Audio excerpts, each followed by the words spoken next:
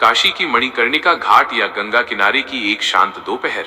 भक्तों, काशी की इस पवित्र नगरी में हजारों विद्वान और पंडित रहते थे, लेकिन महादेव की इस नगरी के एक कोने में एक ऐसी अनकही कहानी जन्म ले रही थी जिसने स्वयं रामदूत को धरती पर आने पर मजबूर कर दिया। यह कहानी किसी राजा की नहीं, बल्कि एक ऐसे वृद्ध की है जिसके पास संसार के नाम पर कुछ नहीं था, पर हृदय में केवल एक नाम था। उस वृद्ध का कोई नाम नहीं जानता था।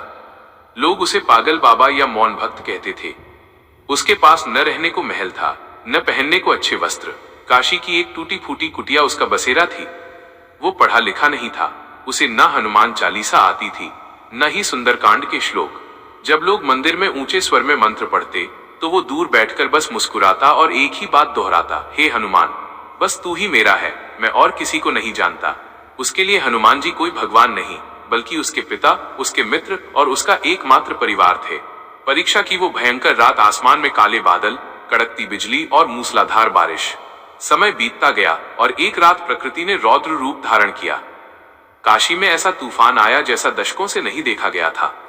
वृद्ध की वो कच्ची कुटिया, जिसकी छत पहले ही जर्जर थी, तेज हवा के एक झोंके के साथ उड़ गई। वृद्ध पूरी तरह भीग चुका था। कड़ाके की ठंड और भूख से उसका शरीर कांप रहा था।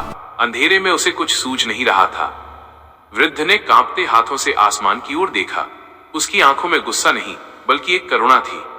उसने कहा, हनुमान, तूने कहा था कि तू भक्तों का रक्षक है।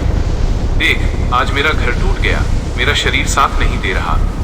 अगर तू सच में मेरा है तो आज मुझे संभाल ले। क्या तू भी मुझे अकेला छोड़ देगा? सन्नाटा छा गया, केवल बारिश की आवाज आ रही थी। वृद्ध को लगा कि शायद उसकी आवाज वहां तक नहीं पहुंची। वो निराश होकर जमीन पर बैठ गया और रोते हुए बोला, शायद मैं ही पापी हूँ, मेरी भक्ति में ही खोट होगा कि तूने आज मुझे बिसरा दिया। अचानक हवाएं शांत हो गईं। एक दिव्य प्रकाश कुटिया के मलबे के बीच चमका। वृद्ध ने जैसे ही अपनी आंखें खोली, उसने देखा कि उसके सामने एक विशाल पर सौम्य आकृति खड़ी है। वो कोई साधारण वानर नहीं था, बल्कि साक्षात तेजपुंज था। वृद्ध का भय दूर हो गया।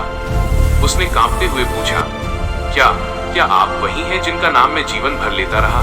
तब हनुमान जी ने जो कहा वो भक्ति का सबसे बड़ा रहस्य है। हनुमान जी मुस्कुराए और बोले, पुत्र, आज पहली बार मैंने अपना नाम स्वयं सुना है। वृद्ध हैरान था। उसने कहा, प्रभु, काशी में तो हजारों लोग दिन रात आपका नाम जपते हैं, फिर मेरा ही नाम क्यों सुना? हनुमान जी ने बड़ी सरलता से उत्तर दिया, संसार में लोग मेरा नाम मांगने के लिए लेते हैं। कोई धन मांगता है, कोई पुत्र, कोई संकट से मुक्ति, लेकिन तूने मेरा नाम मुझे अपना सहारा मानकर लिया। तूने मुझे मांगा नहीं, तूने मुझे अपना माना, और जहां केवल विश्वास होता है वहां मैं बिना बुलाए मौजूद होता हूं।